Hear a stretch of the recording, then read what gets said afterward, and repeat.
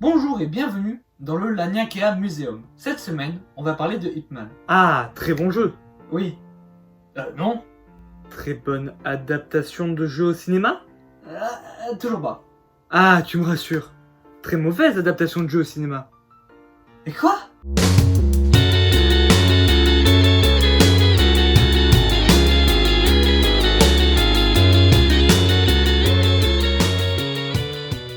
Bon, vu que ça n'a pas l'air d'être clair pour tout le monde, aujourd'hui je vais parler de Hitman. À ne pas confondre avec Hitman. Non, je vois vraiment pas là. Bon, pour ceux qui ont compris, je vais continuer. Donc, Hitman est un maître d'arts martiaux très connu, notamment pour avoir été le maître de Bruce Lee. Ah, rien que ça. Mais du coup, il est pas chauve. Non, pas dans ce dont je vais parler aujourd'hui, car je vais parler de la quadrologie de films avec Donnie Yen dans le rôle de Hitman.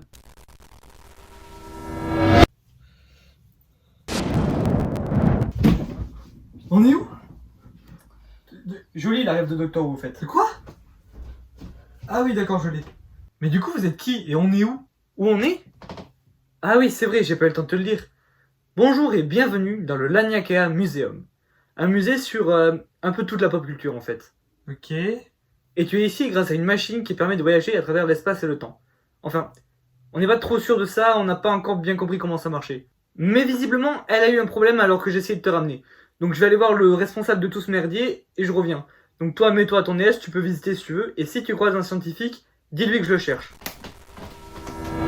Bon, tu peux en revenir au film là? J'aimerais en savoir plus sur ce fameux maître des arts martiaux. Attends, mais tu peux voir mon flashback? Bah oui. Ah oui, merde. Bon.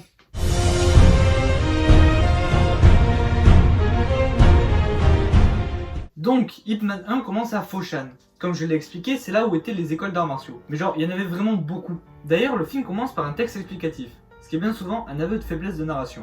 Mais pas là. Là, le texte sert à poser le contexte historique et politique. Ce qui n'est pas de refus pour ceux qui n'y connaissent pas grand-chose dans cette culture. Et justement, ceux qui n'y connaissent rien dans cette culture, vous ne serez pas perdus. Parce que la culture des arts martiaux est super bien retranscrite et expliquée. Dans la première partie du film, on se concentre que là-dessus. Les querelles entre les écoles, les duels, la vie à cette époque. À un moment dans le film, il y a un tournant énorme qui est fait dans la narration. Et ce moment, ça s'appelle la Seconde Guerre mondiale. En réalité, un peu avant, quand le Japon a envahi la Chine. Et là aussi, on a le droit à un nouveau texte explicatif. Et après ça, le film change complètement. Déjà au niveau de l'humour et de la joie, c'est normal, c'est la guerre, il n'y en a plus. Mais ce que j'ai trouvé vraiment intelligent et ce qui m'a marqué, c'est la colorimétrie. Avant la guerre, tout est vif et coloré, représentant bien sûr le temps de paix. Alors qu'après la guerre, toutes les couleurs sont plus ternes, sont plus grises, sont plus froides. Sauf le rouge, qui du coup ressort énormément. Le rouge et la guerre, je vais pas vous faire un dessin. Hein. Plus on avance dans le film, plus les couleurs s'éteignent pour au final donner presque du noir et blanc.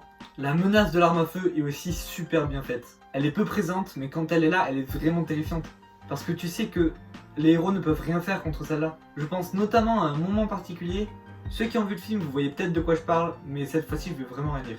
Le méchant, même si c'était un général de guerre, même lui, il a de l'honneur et c'est pas juste un gros bourrin. Et enfin, quelques infos que je vais donner à tous ces films. Les combats sont super bien chorégraphiés et super bien filmés, et la musique est incroyable. Maintenant, dès que j'entends une note, j'ai envie de revoir le film. S'il y en avait un seul des 4 que vous deviez regarder, ça serait celui-là.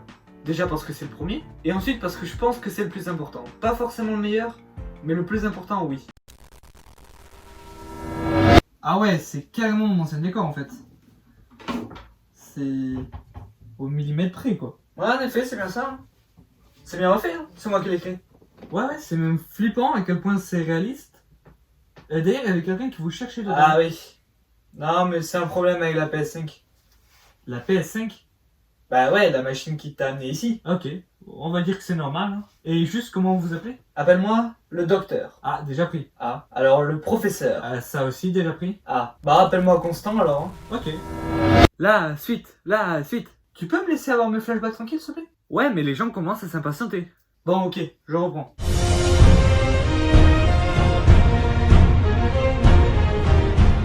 Hitman 2, qui est aussi dans ce super coffret au format physique, est très différent de son prédécesseur. Déjà, la guerre est finie, donc les problématiques liées à celle-ci va non plus l'être. On a donc là un film beaucoup plus léger que le premier, même s'il reste des moments durs qui sont beaucoup moins importants que dans le premier. Ce deuxième volet s'axe sur l'apprentissage et l'éducation par les arts martiaux. Et c'est une partie du film qui est vraiment super bien faite. J'ai trouvé plus d'originalité dans les combats, notamment en prenant des objets du décor comme armes, Sammo est toujours à la chorégraphie des combats, mais en plus dans celui-là il a un rôle. Rôle qui tient à merveille d'ailleurs. Au niveau de l'image, il y a plus ce traitement de la colorimétrie. En même temps, il n'y a plus vraiment de raison de le faire. Par contre, la qualité de certains plans sont clairement supérieures au premier. On dirait juste vraiment des tableaux quoi. J'ai vraiment été surpris à ce niveau-là. Les méchants ne sont plus les japonais, hein, la guerre est finie. C'est maintenant les anglais car Ip Man s'est réfugié à Hong Kong. Donc en apparence, les anglais semblent beaucoup plus sympas que les japonais en temps de guerre. Mais en fait, pas du tout. Ils sont racistes, corrompus. Et ils sont même parfois plus cruels que les japonais. D'ailleurs, Twister, le grand méchant du film, qui ressemble étrangement beaucoup à Hugo Weaving, il combine tout. Il est raciste, il se croit super-héros chinois et c'est un gros bourrin. Le combat final est vraiment impressionnant, mais ce qui est important à retenir, c'est que Ip Man est moins invincible que dans le premier, ce qui le rend plus humain. Et c'est un thème qui va être approfondi dans les autres films, montrer le côté humain de cette légende. Hey, concon! Le chef il te cherche partout, tu vas te faire défoncer. Il a trouvé la PS5 ? Ouais, et il a pas l'air content. Ok, j'y vais. Vous, restez là. Je vais régler le problème. Pourquoi tu l'as appelé Concon ? Juste parce que j'arrive pas à retenir son nom. Constant ? Waouh. En fait, c'est toi qui devrais avoir la blouse. Ok. Par contre, tu feras gaffe, on voit ce que tu penses. Quoi ? Bah ouais, concon, il t'a pas dit. Pour faciliter ton montage, ce que tu penses, bah ça apparaît en fait à côté de toi. Ah, ok. Mais t'en fais pas, avec l'entraînement on peut le limiter. Ah, ouf. Là, tu me rassures. Bon allez, salut hein. Attends, et tu t'appelles comment ? Je m'appelle John Ruel Ronald, mais tu peux m'appeler... JRR. Bah non, John. Ah, ok. C'était le meilleur flashback. Heureusement que j'étais là. Quoi, encore ? Je suis désolé, je gère mal ces nouvelles techno là. Bon, tu sais quoi, entre le 3 et le 4, j'essaie de pas faire de flashback. Ok.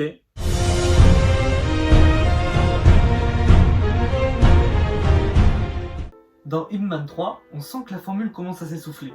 Alors il la modifie juste un petit peu, et ça marche. Il y a donc toujours de l'originalité dans les combats, l'image est toujours impressionnante, et la musique fait toujours aussi bien le taf. Par contre, au niveau des thèmes abordés, on change complètement. Le racisme passe au second plan, pour laisser place à la famille.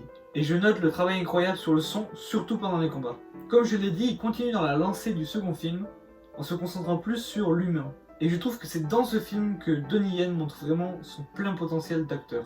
Il était déjà excellent dans les deux autres, mais dans celui-là, il est incroyable. Le principal reproche que je pourrais faire à ce film, c'est qu'il essaye de trop en mettre.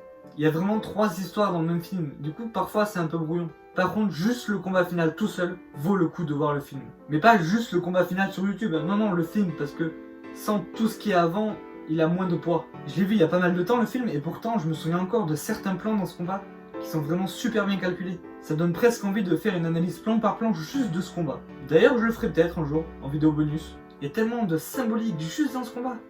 Pour moi, c'est vraiment le meilleur des 4 films. D'ailleurs, en parlant du combat et du 4e film, il est temps de parler du dernier combat.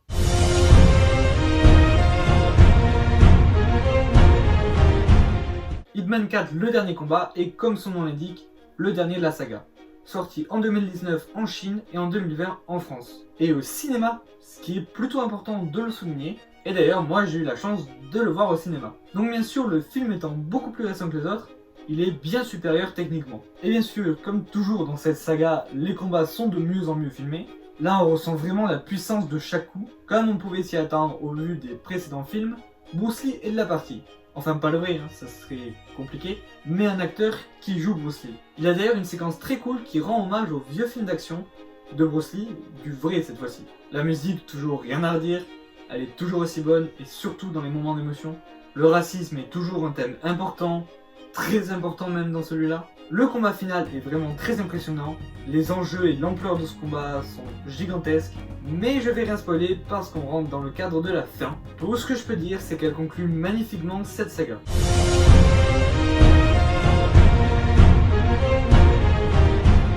Pour conclure, je dirais que le scénario commençait à arriver à ses limites. Dans chacun des 4 films, c'est toujours plus ou moins la même trame scénaristique. Pour moi, c'était pas trop un problème, vu que je juge ces films surtout sur les émotions des personnages et sur leurs relations. Et de ce côté-là, c'est un sans faute. La famille est un thème qui revient très souvent, mais pas que la famille au sens proche, aussi la famille au sens large, et notamment celle des arts martiaux. Comme autre thème qui revient souvent, il y a le racisme et l'injustice. On sent que c'est des thèmes chers aux réalisateurs.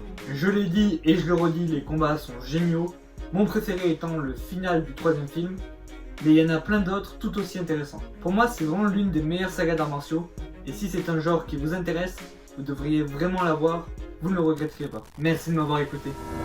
Stop, reviens. Explique-leur. La PS5 est foutue, on peut pas la réparer. Quoi? Mais sur quoi je vais jouer moi? Mais surtout, avec quoi on va voyager? Moi j'ai peut-être une idée. La PS5 va bientôt sortir, on peut aller en acheter une, non? Ouais, théoriquement ça pourrait marcher. Parfait, maintenant est-ce que je peux avoir une explication sur ce qui se passe ici? Ok, je vais tout expliquer.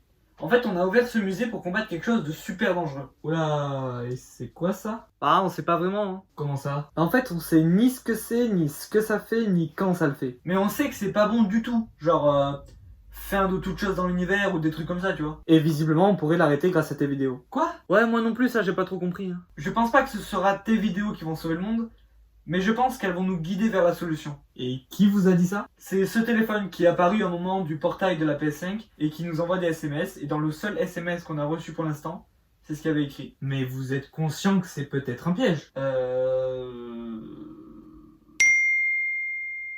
C'est des coordonnées pour la machine. Ok, toi tu vas essayer de réparer la PS5, toi tu vas demander sur les réseaux sociaux à Sony s'il peut pas nous envoyer une, et toi tu vas faire des vidéos.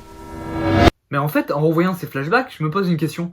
Pourquoi t'es resté avec nous? Bah en fait, tant que la PS5 n'est pas réparée, je peux pas rentrer chez moi. Donc je vais faire en sorte qu'on survive jusqu'à là. Et d'ailleurs, pourquoi les masques? Bah tu sais, vu qu'on sait pas vraiment contre qui on se bat, on préfère rester discret. Oui d'accord, mais pourquoi le même que moi? Pure coïncidence. Ah ok. Elle sera sur quoi la prochaine vidéo? Bah je sais pas, on verra. Hein.